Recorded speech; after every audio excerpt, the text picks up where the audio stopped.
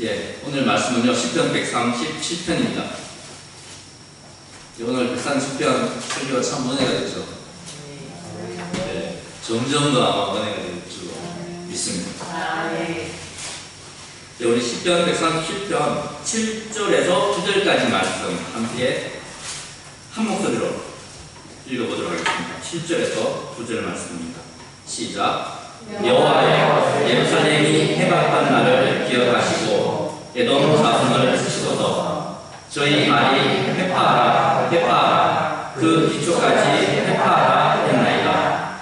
여자 같은 멸망할 바벨론아, 내가 우리에게 행한 대로 내게 갚는 자가 유복하리로다. 내 어린 것들을 반석에 메어 치는 자는 유복하리로다. 아멘. 이 아멘이가 참 그저 끌끄러운 말씀입니다. 우리는 지난주에 하나님을 질투하게 만든 대가를 치르고 있는 이스라엘 백성들의 포로 생활이 어떠한가에 대해서 한번 살펴봤습니다. 바벨론 강가에서 주저앉아 울고 있었던 그들의 삶이 너무나 슬퍼 보였지만 다행히 그들은 그런 삶을 통해서 하나님과의 관계가 회복되고 이전보다 더 단단한 믿음을 형성해가는 모습을 발견할 수가 있었습니다. 자신들이 하나님을 찬양하고 예배하는 삶을 살지 못하면 하나님보다 더 즐거워하는 다른 것이 있다면 덩어리가 되어도 좋다는 고백은 우리 마음까지 경건케 만들었습니다. 그런데 문제는 이 다음부터입니다. 그들의 입에서 마치 불신앙의 고백 같은 기도가 쏟아져 나오고 있기 때문입니다. 그래서 오늘은 그 내용을 살펴보며 그들에 대한 우리의 오해들을 좀 풀어봤으면 합니다. 자, 갑자기 자신들의 숙지를 안겨줬던 에돔과 바벨론을 저주하는 내용들이 7절부터 이어져 갑니다. 먼저 에돔 자손에 대한 저주의 내용이 나오죠. 15절 앞부분을 보면 예루살렘이 멸망하는 그날에 에돔이 뭔가 잘못을 저지른 것은 분명해 보여요. 도대체 어떻게 이에 시편 기자가 분노를 조절하지 못하는 것일까요? 어째서? 에스겔 25장 12절에서는 이렇게 기록하고 있습니다. 에돔이 유다 족속을 쳐서 원수를 갚았고, 에돔이 유다를 쳤어요. 자, 갚았고 원수를 갚음으로 심히 범죄할 거다. 그 행동이 하나님 보시기에는 죄였다라고 말합니다. 에돔이 자신들이 원수를 생각하는 유다 족속들을, 이스라엘 백성들을 쳤고 그것이 하나님 보기에는 죄로 보였다는 말씀이에요. 자, 여기에는 구체적인 내용은 나타나지 않습니다. 그러나 적어도 에돔이 유다 족속에게 몹쓸 짓을 한 것만은 틀림이 없어 보입니다. 그리고 그 행동은 하나님께 죄로 여겨졌다는 사실입니다. 자, 그러면 오바댜, 발음도 참 힘들어요. 오바댜 1장 11절 이하를 한번 보시겠습니다. 제가 한번 찾아봐 주세요. 자, 여기에는 에돔이 어떻게 이스라엘을 괴롭혔는지에 대해서 잘 보여주고 있어요. 11절을 보시면 그들은 이방인들이 예루살렘으로 들어와 재물을 탈취할 때에 동참했던 사실을 고발해주고 있습니다. 12절을 보면 재앙의 날에 방관했고 기뻐했고 입을 크게 불렸다고 합니다. 이걸 왜 불렸을까요? 왜 입을 불렸다고 표현할까요? 이스라엘 백성들을 비웃고 조롱하고 고래고래 고함을 질렀기 때문에 이렇게 표현하고 있습니다. 14절을 보시면 재앙의 날에 도망을 가던 이스라엘 사람들을 잡아다가 다시 적군에게 넘긴 사실도 알 수 있습니다. 오바댜, 당시의 제국은 바벨론이 아닙니다. 오바댜 당시의 제국은 바벨론이 아니라 블레셋이나 아라비아였다는 사실 함께 기억하면서 보면 좋을 것 같아요. 유다가 패망하던 날보다 거의 한 250년 전 일이었어요. 그런데 그때 이미 에돔에 대한 심판이 예언되어져 있다는 사실입니다. 예언되어져 있었어요. 이스라엘 백성들은 이미 이 예언을 잘 알고 있었습니다. 안타까운 것은 에돔이 이스라엘의 형제 나라였음에도 그런 행동을 했다는 거예요. 형제 나라였음에도 불구하고 에돔은 야곱의 형인 에서의 후손입니다. 에돔은 오바댜 선지자 이후 200년 이상이 지나 지금 상황에서도 똑같은 행동을 하고 있습니다. 지금 상황에서. 참고로 에스겔은 유다의 마지막 멸망을 지켜봤고 바벨론까지 끌려간 선지자였어요. 오베아다 이후에 에스겔 때 이스라엘이 멸망합니다. 그것을 똑똑히 지켜봤고, 그리고 이 시편 기자처럼 바벨론까지 끌려갔던 선지자라는 사실. 그는 에돔의 만행을 못 깨겠음에 틀림이 없습니다. 에돔은 끝까지 유다를 원수로 여겼던 것입니다. 그러면 다시 시편 본문으로 돌아가 보도록 하겠습니다. 시편 기자는 예루살렘이 해봤던 날을 기억하시고 에돔 자손을 치소서라고 말합니다. 그리고 계속해서 그들이 회파하라 회파하라 외쳤다라고 말합니다. 그죠? 그들이 회파하라라고 외치기 때문에 그들을 치십시오라고 지금 기도를 하고 있는 것입니다. 회파하다라는 말, 파괴의 의미도 있지만 수치심을 느끼게 하다라는 원어적인 의미가 더 강합니다. 자, 남자들이 어릴 때 장난삼아 했던 친구의 바지를 확 내려버리는 거 많이 보셨죠? 회파하다라는 말의 의미는 바지를 내리다라는 의미를 가진다. 그래서 수치를 안겨준다라는 그런 뜻을 가지고 있습니다. 자, 근데 에돔은 장난삼아 이렇게 했던 것이 아닙니다. 지난주 봤던 시편 79편 4절에는 비방, 조롱, 조소를 노골적으로 표현했던 것을 우리는 알 수 있습니다. 이스라엘 사람에게 너무나 심한 수치를 안겨준 나라였던 것입니다. 이쯤에서 한 가지 질문해 보겠습니다. 원수를 원수로 갚으면 됩니까? 제가 안 돼요. 되는가 봅니다. 형제가 나를 원수로 대한다고 나도 똑같이 원수로 형제를 대하면 됩니까? 안 됩니까?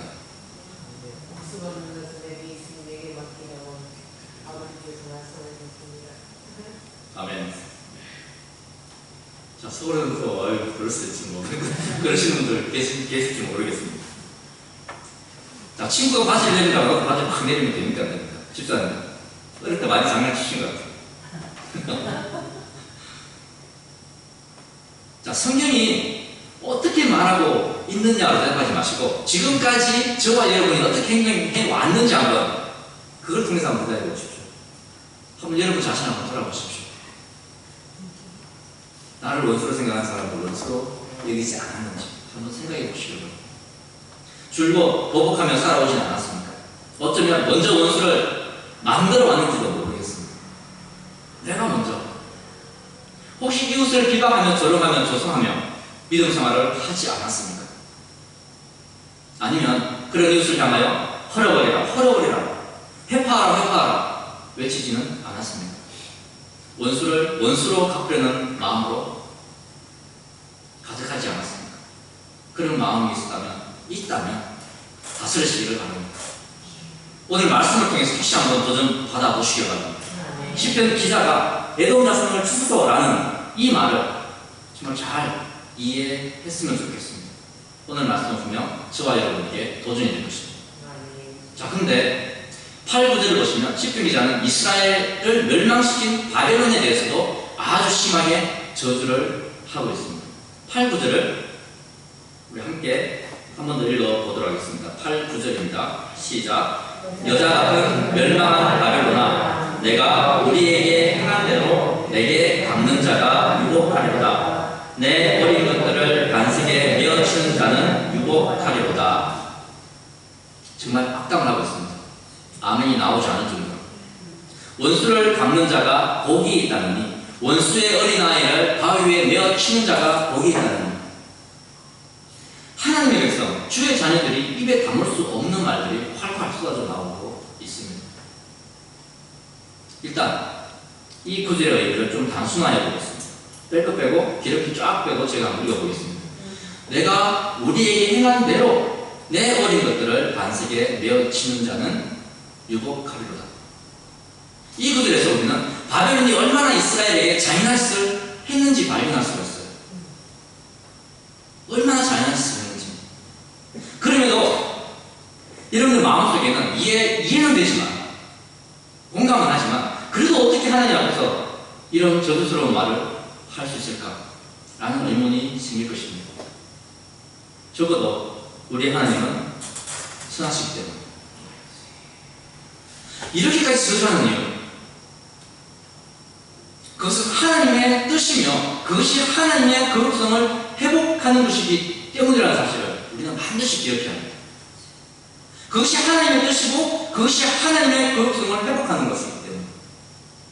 자, 먼저 우리가 알아야 하는 것은 시편 기자가 자기 감정대로 노래하고 있는 것이 아니라는 거예요. 자기 감정 때문에 이렇게 표현하고 있는 것이 아니라는 것입니다. 전체적인 흐름을 보더라도 분명해집니다. 130편은 이런 흐름이었어요. 하나님, 정말 잘못했습니다. 우리가 하나님을 거역하다가 당신께로부터 징계를 받았습니다. 근데 그 징계는 너무나 고통스러웠습니다. 하나님을 찬양하지 못하고 예배하지 못하는 것이 이렇게 힘든 것인지 몰랐습니다. 하나님 아닌 다른 것을 섬긴다는 것이 얼마나 수치스럽고 우리에게 고통인지 미처 몰랐습니다. 이제는 나의 모든 소유와 삶을 통해 당신만을 섬기겠습니다. 하나님을 예배하는 삶보다 더 내가 즐거워하는 일이 있다면 저는 영원히 하나님을 찬양하지 못하는 덩어리가 되어졌습니다. 여기까지는 참 은혜스럽잖아요. 그죠? 정말 감동적이에요. 근데 7절부터 보면 하나님, 에돔을 쳐서 우리의 원수를 갚아주십시오.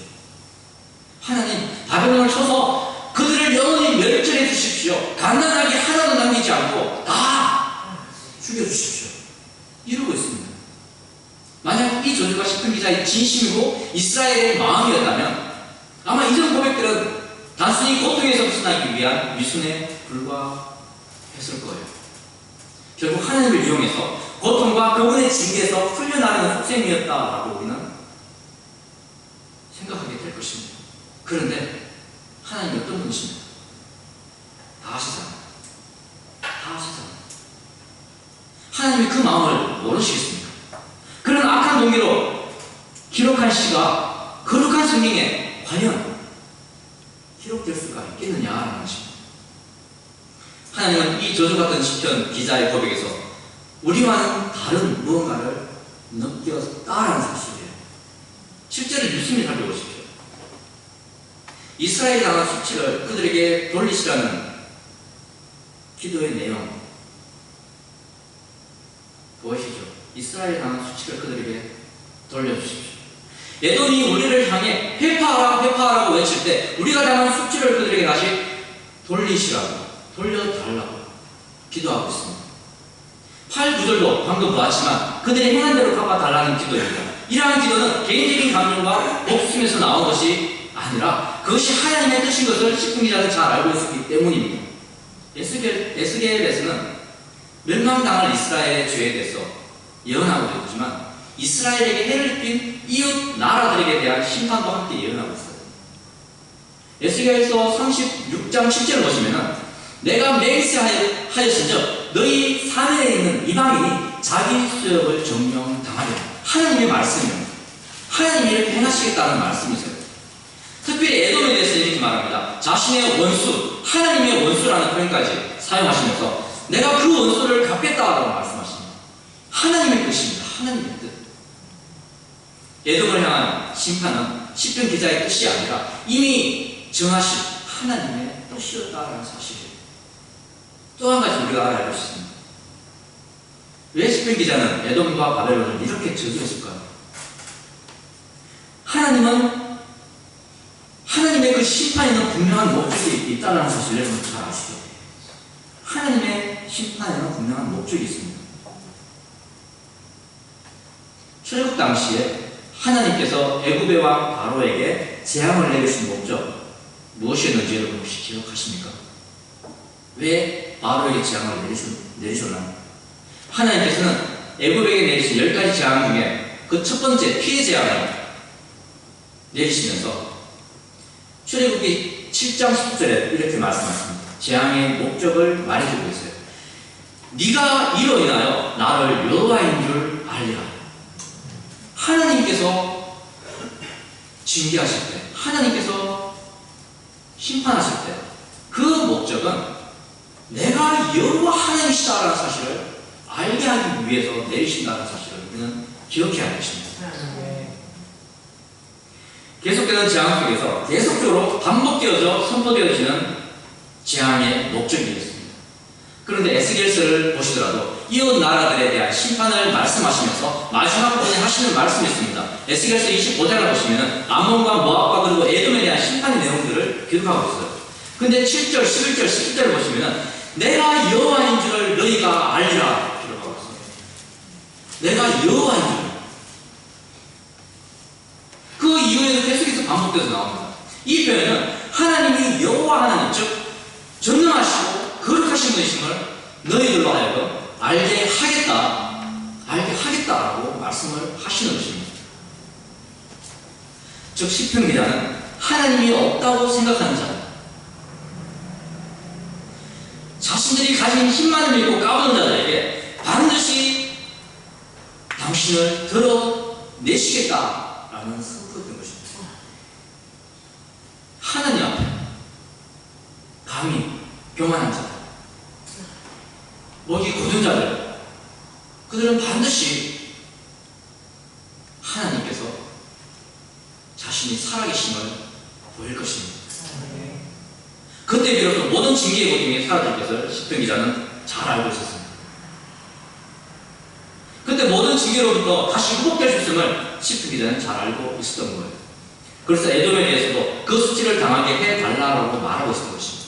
자기 감정이 아니라 하나님께서 하시겠다고 말씀하셨기 때문에. 그래서 이방 나라에게 당신이 여호와 하나님이라는 사실을 나타내 보여달라고 기도하고 있었던 것입니다. 하나님을 감히 없이 여기는 그들 앞에 당신의 살아계심을 보여주십시오. 우리는 하나님의 뜻이 하늘에서 이루신 것처럼 이 땅에서도 이루어질 것을 믿습니다. 그 뜻은 우리의 생각과 우리의 이해를 초월한 그분의 주권에 속한 것임을 동시에 우리는 인정합니다. 참고로 8, 9절에서 말하는 복이 있습니다. 그죠? 복. 8, 9절에서 말하는 복. 이 복은요, 복분의 복이 아니에요. 복분의 복이 아니에요. 우리가 하나님, 그래도 하실만 하시면 좀 대박 좀 터뜨리게 해주십시오 라는 그런 복과도 좀 거리가 먼 복이에요. 물론 그러실 수 있는 분이십니다, 하나님.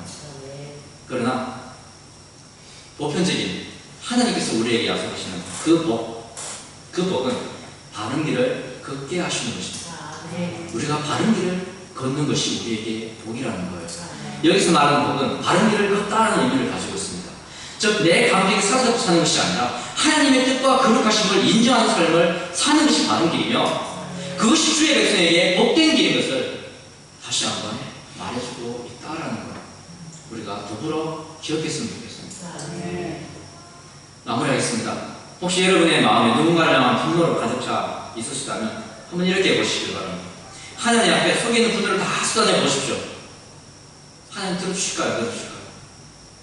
다 들어주십니다. 시편이 왜 여기 기록되어 있을까요? 성경에. 시편은요, 하나님께서 우리에게 주신 말씀이 아니라 우리 믿는 그리스도인들이 하나님 앞에 드린 시예요. 찬양이에요. 그 내용들을 한번 보십시오. 별의 별, 감정들이 다 기록되어 있습니다. 다 기록되어 있어요. 우리는 어떻게 하나님 앞에 이런 글을 올려드릴 수 있을까? 어떻게 내가 슬프지만 내 슬픈 마음을 이왕이면 뒤돌아서서 좀 회복시켜서 하나님 앞에 감사한 마음으로 가고 싶지만 하나님은 괜찮다라고 말합니다. 네 마음속에 있는 그 모든 감정들 내 앞에 다 들고 나와라고 말씀하십니다. 그리고 같이 회복해 나가보자라고 말합니다. 문제를 해결해보자고 말하십니다. 함께. 분명 저와 여러분은 시편 130편을 보면서 많은 용기를 얻을 수 있었을 거라 믿습니다. 하나님 앞에 가장 솔직한 말로 한번 나아가 보시기 바랍니다. 그리고 꼭 이렇게 마무리하십시오. 원수를 생각하며 있는 욕 없는 욕 다 하시고 끝내지 마시고 반드시 이거 하나님 앞에 고백하셔야 됩니다. 주님이 원하시면 이 기도의 내용이 주님의 거룩하심을 드러낼 수 있다면 꼭 이루어 주십시오. 이쯤 되면 아마 마음속의 분노가 자연스럽게 사라지지 않을까 생각합니다. 비록 내가 분노를 가지고 있지만, 억울함을 호소하고 있지만, 우리를 저주하고 있지만 하나님, 이 일을 통해서 만약 당신의 거룩함을 드러낼 수 있다면 그렇게 해주십시오. 저도 가끔 그런 고백을 해요. 그런 고백을 하다 보면 그냥 헛웃음이 나와요. 헛웃음이. 내가 지금 뭔지 다 보나? 뭔지 다 보나? 왜요? 하나님 앞에 고백을 하고 나면 그 모든 악한 감정들이 다 사라지기 때문이에요. 하나님은 그걸 용납하시지 않을 거라는 걸 이 고백을 통해서 우리가 느낄 수 있습니까? 알 수 있습니까? 나의 기도가 나의 감정인지 하나님의 뜻과 일치하는지 우리는 그때 비로소 깨닫게 될 것입니다. 중요한 것은 어느새 내 소리에 붙는 하나님의 은혜로 헛웃음이 되어 사라지고 만다는 거예요. 주님을 아는 만큼, 주님의 말씀을 믿는 만큼 우리의 삶은 그분의 뜻대로 이끌리게 되어 있습니다. 이러한 믿음의 소유자들 되시기를 주의 이름으로 축원합니다.